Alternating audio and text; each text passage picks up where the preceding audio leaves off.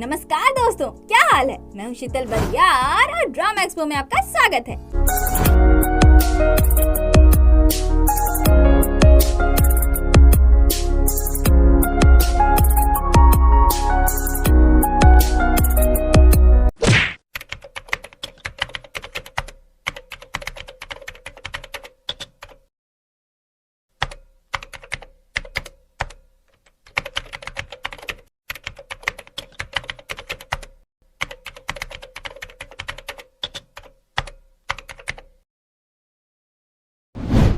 अब तक आपने देखा कि हान जुन ली मैन हो को प्रोफेसर यांग को अपना खून देने से मना कर देता है। अब आगे जिस पल सारे पजल्स के पीसेस अपनी अपनी जगह पर आ जाते हैं, सारा शक कम हो जाता है और संतोषजनक सच बाहर आ जाता है। वो उस कानून के फैसले की शुरुआत होती है जिसके एक हाथ में तराजू और दूसरे हाथ में तलवार है। पर क्या कानून सच में न्यायपरायण है? Well, let's find out. ये अंधा कानून है।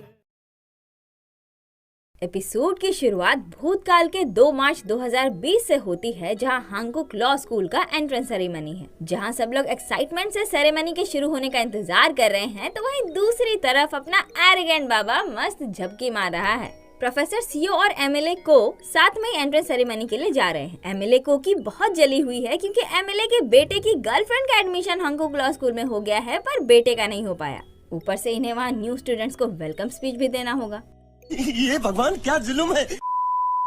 वैसे तो प्रोफेसर सीओ का हांगकुक लॉ स्कूल में डोनेशन देने का रियल रीजन उनका हानजुन है। कॉज एज यू नो कि उनके डोनेशन की मदद से वो मॉक कोर्ट रूम बनकर तैयार हो पाया था, जिसकी मदद से हानजुन और बाकी सारे स्टूडेंट्स बेहतर तरीके से लॉ की तैयारी कर पा रहे हैं। बट एमएलए के सामने प्रोफेसर सीओ इस बात को नकार देते हैं, ये बोलते हुए कि तुम्हें भी पैसे डोनेट करना चाहिए। अब जब जुडिशियल एग्जाम खत्म कर दिया गया है, तो हमें लॉ स्कूल्स की मदद करनी चाहिए ताकि वो नए नए टैलेंट्स को निखार सके। मुझे पता है कि ये सब करने के लिए अब बहुत देर हो चुकी है, लेकिन मैंने ये तभी सोचा था जब कोर्ट ने मुझे बेगुनाह करार दिया था। और हमें ये इसलिए भी करना चाहिए क्योंकि यांग हमारी ही वजह से प्रोफेसर बन गया। उधर अपनी क्लमजी माँ और ब्योल को पीछे छोड़कर दौड़ते हुए अंदर जा रही होती है, cause she is getting late। माँ बोलने लगती है, इस आफत की पुड़िया को यहाँ एडमिशन मिल कैसे गया? दान का तो समझ में भी आता है, पर ये Oh shit, not good। अपनी सोल दीदी भी कर सकती है। Okay।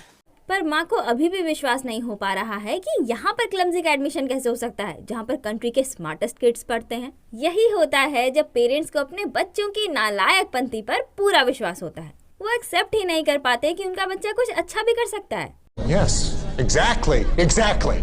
अंदर एंट्रेंस सेरेमनी शुरू हो जाती है, जहाँ अपनी serious girl Kang Sol B first year students को रिप्रेजेंट करती है और अपनी सोले अभी भी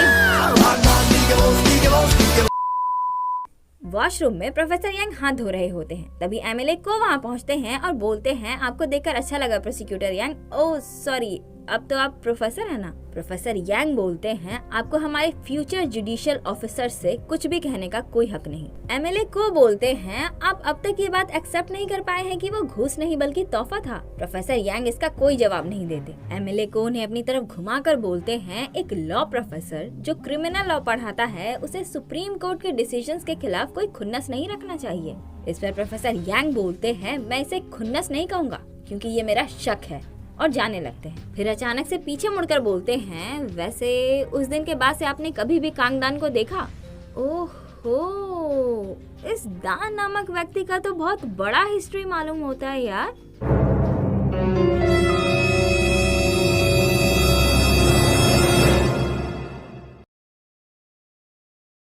अब कहानी प्रेजेंट में आती है, जहाँ प्रोफेसर यांग की हालत बिगड़ती ही जा रही है। दूसरी तरफ जब क्लमजी अपने रूम पहुँचती है तो उसे प्रोफेसर यांग के बारे में पता चलता है। वो सब कुछ छोड़ छाड़ कर भागने लगती है, जिस चक्कर में वो गिरने ही वाली होती है, पर तभी एरोगेंट बाबा उसे बचा लेता है। लेकिन क्लमजी बहुत ही ज्यादा पैनिक कर रही है। वो बोलने लगती है कि मेरी बहन आरिश नेगेटिव है, इसलिए मुझे पता है कि कितना रेयर है ये, अगर खून नहीं मिला तो वो मर जाएंगे, और भागने लगती है। वो कैंपस के दरवाजे पर पहुँचती है जो अब तक लॉक हो चुका था। वो जोर जोर से चिल्लाने लगती है कि दरवाजा खोलो प्लीज, मुझे जाने दो, वो मर जाएंगे, प्लीज खोलो, मुझे जाने दो। तभी पीछे से हानजुन आकर उसे शांत करने लगता है, पर ये इतनी ज्यादा पैनिक कर रही है कि शांत ही नहीं होती। हानजुन बोलता है, शांत हो जाओ, उन्हें कुछ नहीं होगा, प्रोफेसर यांग ठीक हो जाएंगे। जो सुनकर सोले फाइनली शांत हो जाती है।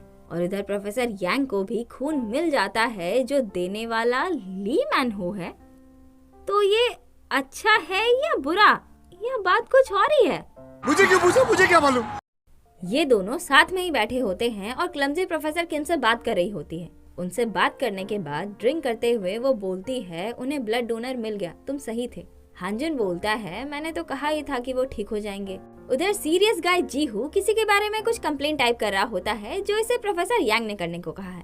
अब ये कंप्लेंट किसके बारे में है वो तो आपको आगे ही पता चलेगा, तो फिलहाल आगे बढ़ते हैं। तभी एरोगेंट बाबा का कॉल आता है जो क्लमजी ने किया है, क्योंकि हांजुन ड्रंक हो गया है और उसे रूम तक ले जाना है। क्लमजी टल्ली एरोगेंट बाबा को जगाने में लगी होती है और साथ ही जीहू के आने का इंतजार कर रही होती है। तभी हांजुन के फोन में नोटिफिकेशन आता है और पता चलता है कि सेकंड ऑटोप्सी का रिजल्ट आ चुका है। तब तक जीहू भी वहाँ पहुँच जाता है और अब तीनों रिजल्ट के बारे में जानते हैं। अगले दिन स्वीटू सोंगजे अपनी गाड़ी में अकेला बैठा अपने बैग से लैपी निकालता है और पता चलता है कि ये तो सीरियस गर्ल कांसोल बी का लैपटॉप है। इधर प्रोफेसर यांग होश में आ चुके हैं and he is fine now. वकील पाक ब्लड डोनर के बारे में पूछते हैं, पर डॉक्टर उन्हें ब्लड डोनर का कोई भी इंफॉर्मेशन देने से मना कर देते हैं, ये बोलते हुए कि हम अपने ब्लड डोनर की आइडेंटिटी कभी भी डिस्क्लोज नहीं करते। डॉक्टर्स के जाने के बाद वकील पाक उन्हें ऑटोप्सी रिजल्ट दिखाते हैं जिसमें पता चलता है कि प्रोफेसर सीओ के सिर में सच में इंजरी हुई थी। रिपोर्ट्स में साफ साफ लिखा होता है कि ड्रग ओवरडोज भी मौत का कारण हो सकता है, पर इस बात से भी इनकार नहीं किया जा सकता कि गिरने की वजह से हेड इंजरी भी हुई है। प्रोफेसर यांग बोलते हैं, तो फर्स्ट ऑटोप्सी में मेडिकल एग्जामिनर ने जानबूझकर हेड इंजरी वाली बात छुपाई थी। उधर पता चलता है कि जिस मेडिकल एग्जामिनर ने फर्स्ट ऑटोप्सी की थी उसने क्विट कर दिया है और ये देश छोड़कर कनाडा चला गया है अपने बेटे के पास अपने कैंसर का ट्रीटमेंट करवाने के लिए। लेकिन उसके बाद से उससे या उसके फैमिली से कोई भी कांटेक्ट नहीं हो पा रहा है, क्योंकि वो लोग भी उसके साथ ही ये देश छोड़कर जा चुके हैं। अब पुलिस परेशान कि साला मौत का एक रीजन तो ढंग से संभल नहीं पा रहा था और अब दो रीजन टपक गया। I don't know what to do. मेरी किस्मत ही खराब है, मेरी किस्मत ही खराब। उधर कैंपस के किचन में हांजुन खाना खा रहा होता है। तभी सीरियस गाय जीहू वहाँ आकर बोलता है, तुम इतने आराम से कैसे खा सकते हो? तुम्हारी वजह से प्रोफेसर यांग ऑलमोस्ट मर ही चुके थे और प्रोफेसर सीओ भी। तुमसे मुझे डर लगता है, निकल जाओ यहाँ से, और जाने लगता है। हांजुन बोलता है, तुम्हें लगता है मैं खूनी हूँ? जीहू बोलता है, हाँ। हांजुन बोलता है, तो एक अच्छे रूममेट की तरह तुम मुझे सरेंडर करने को क्यों नहीं बोलते? जीहू बोलता है, तुम करोगे? अगर करने ही वाले हो तो फाइनल से पहले कर लेना, अगर तुम निकल गए तो मुझे A+ मिल सकता है। हांजुन मुस्कुरा कर बोलता है, अच्छा तो ग्रेड्स की वजह से? जीहू बोलता है, तुमने ही कहा ना कि एक अच्छे रूममेट की तरह मैं तुम्हें सही राह दिखाऊं। हांजुन बोलता है, लेकिन तुमने तो कहा कि तुम्हें मुझसे डर लगता है। जीहू बोलता है, अगर तुम मेरी बात मानते हो तो मैं अपने शब्द वापस ले लूंगा, और चला जाता है। फिर हांजुन भी मुस्कुराते हुए अपने खाने में लग जाता है। उधर हॉस्पिटल में अपनी टंकी खाली करते हुए वकील पाक अपने सीनियर पर भड़क रहे होते हैं कि आप मुझे वैसे केसेस क्यों नहीं देते जिसमें ज्यादा पैसे मिले, जिस चक्कर में बेचारे का नेक कंफर्टर भी गिर जाता है। प्रोफेसर यांग वीडियो कॉल पर उसी क्रिमिनल से बात कर रहे होते हैं जिसने इन्हें चाकू मारा था। वो उससे पूछ रहे होते हैं कि किसके कहने पर तुमने मुझ पर हमला किया, जिसका जवाब देते हुए वो बोलता है, तुम्हें क्या लगता है मैं किसी का कुत्ता हूँ? मैंने अपनी मर्जी से किया है। तभी वकील पाक वहाँ पहुँच जाते हैं। प्रोफेसर यांग बोलते हैं, तुम्हें कोई अटॉर्नी मिला? रिकमेंडेशन चाहिए? मेरा सरकारी वकील ठीक रहेगा। ये कहता है कि मेरे केस में इससे ज्यादा पैसे नहीं मिल रहे। अरे बाप रे, ये तो धोती खोल रहा है। लोन शार्क बनकर तुमने जितने पैसे कमाए हैं अब वो खर्च करो, इससे इसके मन लायक पैसे दो और ये तुम्हारी सजा कम करवा देगा। पैसा ही पैसा होगा। ऑल्दो क्रिमिनल ने प्रोफेसर यांग को जान से मारने की कोशिश की थी, पर वो उसे आइडिया देते हैं कि वो सबको ये बोले कि पर्सनल खुन्नस की वजह से उसने सिर्फ प्रोफेसर यांग को जख्मी करना चाहा था, न कि उनकी जान लेनी चाहिए थी। इस तरह से अटेम्प्ट टू मर्डर के चार्जेस से क्रिमिनल बच जाएगा और ऑटोमेटिकली उसकी सजा कम हो जाएगी। मस्त प्लान है। सीरियस गाय जीहू वाइस डीन के पास कुछ काम के लिए पहुंचता है। तभी उसकी नजर टेबल पर रखे एक बुक पर पड़ती है जिसकी राइटर अपनी सीरियस गर्ल कांसोल बी मालूम होती है। वो लाइब्रेरी जाकर वो बुक ढूंढता है। तभी सोल्वी उससे वो बुक छीन लेती है और बोलती है चलो पढ़ने चले, और जाने लगती है। जीहू बोलता है मुझे वो पढ़ना है। सोल्वी बोलती है इसमें पढ़ने लायक कुछ नहीं। जीहू बोलता है वाइस डीन के पास भी ये बुक है, मुझे लगा था कि वो तुमसे नफरत करते हैं, पर वो भी तुम्हारी बुक पढ़ रहे थे। तभी हेडबैंड बॉय और लॉलीपॉप गाय वहाँ टपक जाते हैं और पता चलता है कि दिसंबर 2016 में एशिया लेवल पर एक कॉन्टेस्ट हुआ था उस Asia human right dissertation contest में सोल्बी को ग्रैंड प्राइज मिला था, जिसके बाद उसके एक्सीलेंट रिसर्च पेपर को इस बुक में बदल दिया गया। ये जानकर कि सोल्बी को पूरे एशिया लेवल पर ग्रैंड प्राइज मिला है, दोनों बहुत हैरान हो जाते हैं। लॉलीपॉप गाय बोलता है, तुम ह्यूमन राइट्स लॉयर बनना चाहते हो ना, इस बुक को गहराई से पढ़ो। हेडबैंड बॉय पूछता है, क्या मैं इस बुक की कॉपी करवा सकता हूँ? पर सोल्बी मना कर देती है और बुक लेकर जाने लगती है। तभी वो एरेगेंट बाबा की आंटी से टकरा जाती है, जो एरेगेंट बाबा को ढूंढते हुए ही वहाँ आई है। अपना एरेगेंट बाबा भी उधर ही आ रहा होता है, जिसे देखकर आंटी सबके सामने ही उसे एक थप्पड़ जड़ देती है। वो दूसरा थप्पड़ मारने ही वाली होती है कि तभी सोल्बी उन्हें रोक देती है, पर उसकी बातों को इग्नोर करते हुए आंटी हांजुन को फिर से थप्पड़ जड़ती है और बोलती है, तुमने जायदाद के लिए मेरे पति को मार दिया। हांजुन बिना कुछ बोले वहाँ से जाने लगता है। आंटी अभी भी पूरे फ्रस्ट्रेशन में उस पर चिल्लाई ही जा रही होती है, जिस वजह से उनकी हालत खराब होने लगती है और वो वहीं बैठ जाती है। सोले दौड़कर उनके पास आती है और उनका हाल पूछने लगती है। हांजुन भी उन्हें उठाने के लिए उनके पास आता है। वो उसका गिरेबान पकड़कर रोते हुए बोलने लगती है, तुमने ऐसा क्यों किया? तुम्हें क्या लगता है मेरे इतना मना करने के बावजूद भी तुम्हारे अंकल ने डोनेशन देकर मॉक कोर्ट रूम क्यों बनवाया? कैसे? तुम ऐसा कर भी कैसे सकते हो? अपने अंकल को ही ऐसे कैसे मार सकते हो? हॉस्पिटल में प्रोफेसर यांग अपना खाना खाने में लगे होते हैं और वकील पार्क संकोचजनक लहजे में बोलते हैं, जिसने आपको चाकू मारा, आप मुझे उसे डिफेंड करने को कैसे बोल सकते हैं? प्रोफेसर यांग बोलते हैं, वो तुम्हें अच्छे पैसे देगा, वो एक लोन शार्क रह चुका है और उसके पास बहुत पैसा है। जिन्हें नहीं पता मैं उन्हें बता दूं कि लोन शार्क अनलाइसेंस्ड उधार देने वाले को कहा जाता है, जो बहुत हाई इंटरेस्ट रेट पर किसी को भी पैसा उधार में देते हैं और पैसा चुकता ना होने पर वो उस इंसान पर वायलेंस भी यूज करते हैं। अब आप सबसे एक सवाल है, जब बैंक में लोन लेने की सुविधा उपलब्ध है तो लोग इन लोन शार्क जैसे लोगों के पास पैसे लेने जाते ही क्यों हैं? कमेंट में अपना जवाब जरूर दें। Okay, now let's continue. वकील पार्क बोलते हैं, फिर भी अटेम्प्ट टू मर्डर से सीधे जख्मी करने की कोशिश कैसे? क्या मैं सच में कर सकता हूँ? पैसा ही पैसा होगा। तभी प्रोफेसर जिन प्रोफेसर यांग का हाल चाल लेने के लिए आते हैं और जब तक प्रोफेसर यांग ठीक ना हो जाए तब तक उन्हें सिक बिल लेने की एडवाइस देते हैं। पर प्रोफेसर यांग सिक बिल लेने से मना कर देते हैं, क्योंकि इनका कहना ये है कि सेकेंड ऑटोप्सी के बाद अब ये प्राइम सस्पेक्ट नहीं रहे, इसीलिए इनको चाहिए रिहाई। वो अरेस्ट वारंट कैंसिल करने को बोलते हैं। वो प्रोसिक्यूटर जिनको खुद से ये काम करने को बोलते हैं, क्योंकि उन्होंने ही उनके खिलाफ अरेस्ट वारंट बनवाई थी। वकील पार्क बोलते हैं, हम ही कैंसिल करवा लेते हैं ना, इनके लिए ये एम्बैरेसिंग होगा। बट प्रोफेसर यांग स्ट्रिक्टली बोलते हैं कि वारंट तो प्रोसिक्यूटर जिन्हें कैंसिल करवाएंगे, जो सुनकर गुस्से के मारे प्रोसिक्यूटर जिनके तन बदन में आग लग जाती है। ये अपने यांग क्रेड्स है भाई, इनसे पंगा लेना मतलब अपने ही पैर पर कुल्हाड़ी मारना। ऐवे ही थोड़े ये स्वैगर प्रोफेसर हैं। सही बात है।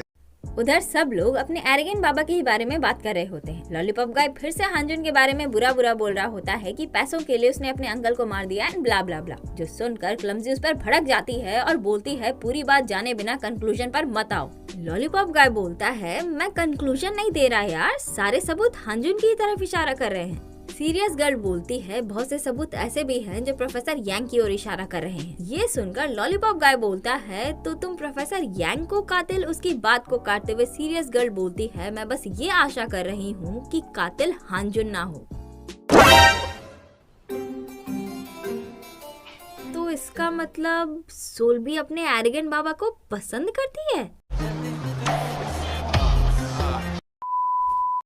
मॉक कोर्ट रूम में हांजुन उसी दिन को याद कर रहा होता है जिस दिन प्रोफेसर सीओ की मौत हुई। उस दिन मॉक ड्रिल शुरू होने से पहले वो अकेले में प्रोफेसर सीओ से मिला था और उन्हें पुलिस के सामने सरेंडर करने को कहा था, ये बोलते हुए कि आप यहाँ पढ़ाने के काबिल नहीं हैं। जिस प्रोसिक्यूटर को मैंने अपना आदर्श माना था, उसी ने कानून का गला घोंट दिया और मेरे प्यारे अंकल ने अपने ही कार से एक बच्चे की जान ले ली।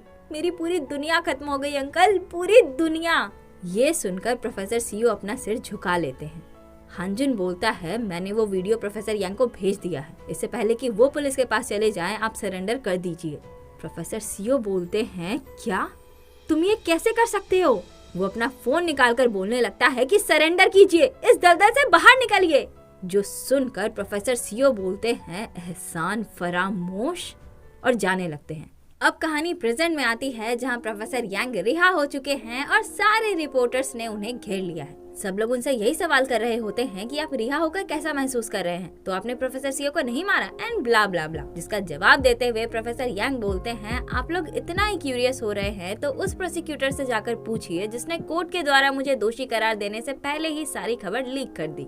तभी प्रोसिक्यूटर जिन वहाँ टपक जाते हैं और रिपोर्टर्स के सामने अपनी ही बड़ाई करने लगते हैं, ये बोलते हुए कि प्रोफेसर यांग अभी जख्मी है इसीलिए हमने इन्हें छोड़ दिया। एज ए प्रोसिक्यूटर हमें अपने अपराधियों का भी ख्याल रहता है एंड ब्ला ब्ला ब्ला।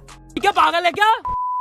अब सारे रिपोर्टर्स प्रोसिक्यूटर जिन से पूछने लगते हैं कि आपने ही प्रोफेसर यांग की खबर को लीक किया है क्या एंड ब्ला ब्ला ब्ला। जिस बात से प्रोसिक्यूटर जिन ऑब्वियसली इनकार ही कर रहे होते हैं, पर तभी प्रोफेसर यांग उन्हें एक डॉक्यूमेंट देते हैं। वैसे इन्होंने जीहो से जो कंप्लेंट टाइप करवाया था ये वही है। खैर, प्रोफेसर यांग सारे रिपोर्टर्स को सुनाते हुए बोलते हैं, मेरी खबर लीक करने के लिए मैं प्रोसिक्यूटर जिन पर केस कर रहा हूँ। ये वो पहले प्रोसिक्यूटर होंगे जिन पर पब्लिसाइजिंग सस्पेक्टेड क्राइम का मुकदमा चलेगा। सारे स्टूडेंट्स क्लास में बैठकर प्रोफेसर के आने का इंतजार कर रहे होते हैं और अपना एरोगेंट बाबा आज भी एब्सेंट है। ये लोग जिस प्रोफेसर का वेट कर रहे हैं उनका नाम है प्रोफेसर जुंग दे योन, यानी कि वही प्रोफेसर जो फिलहाल प्रोफेसर यांग की जगह पर पढ़ा रहे हैं। और उनके लेक्चर्स इतने अच्छे हैं कि सारे स्टूडेंट्स को नींद आने लगती है। खैर, तभी एंट्री होती है अपने यांक्रेट्स की, जिन्हें देखकर सब लोग हैरान। आते ही बिना कुछ एक्स्ट्रा बकवास किए वो सीधा पढ़ाना शुरू कर देते हैं। तभी अपनी मेकअप की दुकान चुपके से क्लास में एंटर करती है, जिसने सनग्लासेस पहने हैं। खैर, मुझे क्या करना, मेकअप वाले लोग करते होंगे ऐसा। एनीवे, तो मैं कहाँ थी? हाँ, प्रोफेसर यांग पढ़ा रहे थे। वो सवाल करते हैं और स्टूडेंट्स की तरफ घूरने लगते हैं। अपनी क्लमजी छुपने लगती है ताकि फिर से वो उसे ही ना उठा दे। लेकिन इस बार वो मेकअप की दुकान येसियोल को उठाते हैं, पर येसियोल जवाब नहीं दे पाती, ये एक्सक्यूज देते हुए कि मुझे पता नहीं था कि आप पढ़ाने आने वाले हैं, इसीलिए मैं तैयारी नहीं कर पाई। प्रोफेसर यांग बोलते हैं, फिर तुम्हें यहाँ रहने की भी कोई जरूरत नहीं, और उसे क्लास से निकाल देते हैं। अपनी क्लमजी येसियोल के बचाव में उठती है, पर इस चक्कर में प्रोफेसर यांग उसी से सवाल करने लगते हैं।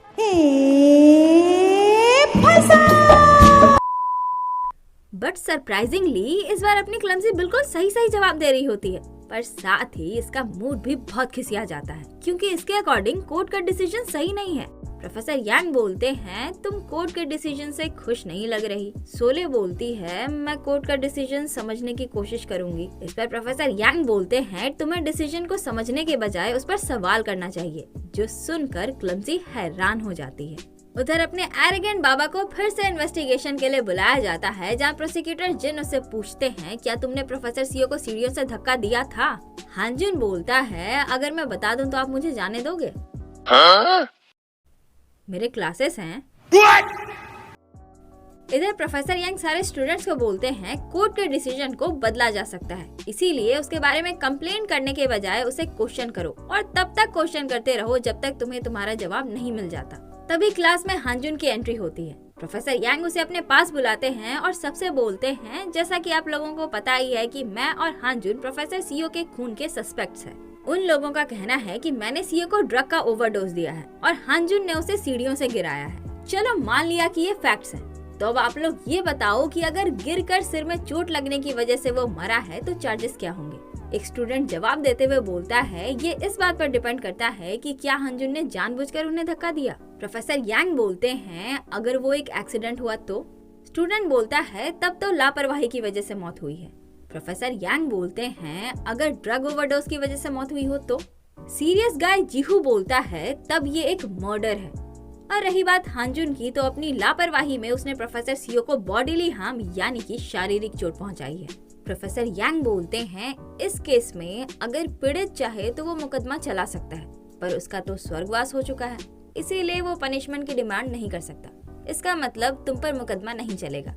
हांजुन बोलता है, नहीं, पीड़ित अगर चाहे तभी मुझ पर मुकदमा चलेगा, ये बात सच नहीं।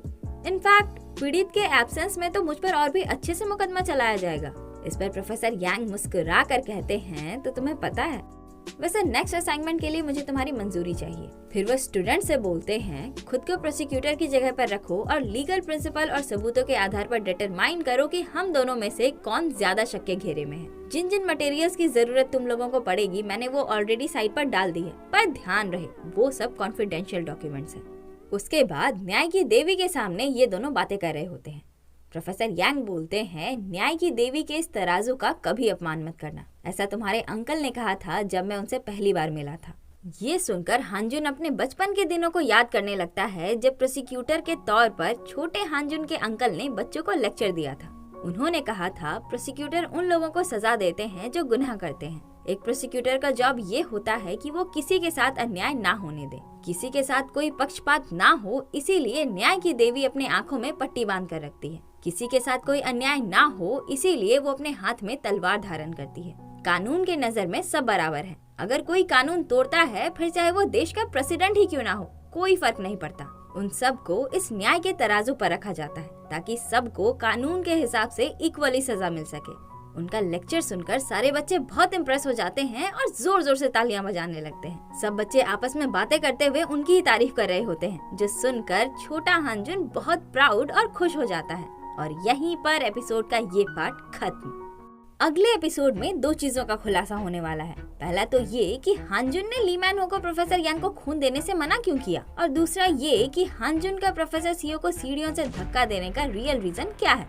इसीलिए स्टे ट्यून्ड और देखते रहिए ड्रामा एक्सपो। वीडियो अगर पसंद आई तो लाइक, शेयर और सब्सक्राइब कर दीजिए, और जिन्हें नहीं आई पसंद वो डिसलाइक कर सकते हैं, कोई ना, वैसे भी मुझे कौन सा पता चलने वाला है। और कमेंट करके बताइए यार कि वीडियो आप लोगों को कैसी लग रही है। पता ही नहीं चल पाता कि कहानी आप लोगों को पसंद भी आ रही है नहीं। बाकी मन हो तो इंस्टाग्राम अकाउंट को भी फॉलो कर लीजिए, कौन से पैसे लगने वाले हैं। ओके देन, अब मिलती हूँ मैं आपसे किसी और दिन किसी और वीडियो के साथ। तब तक के लिए अलविदा। जय हिंद।